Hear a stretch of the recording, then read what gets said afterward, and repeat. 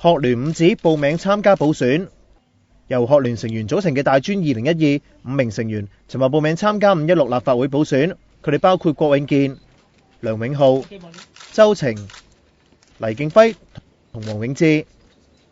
佢哋同其他泛民候選人最大分別係堅持2012落實雙普選。社會普遍個討論咧已經開始偏向咗啦，已經開始討論緊一啲政黨嘅問題啊，個人可能參選人嘅問題，所以我哋希望可以撥亂反正。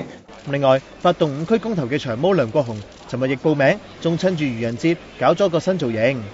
大家知我係長毛，點解變咗光頭咧？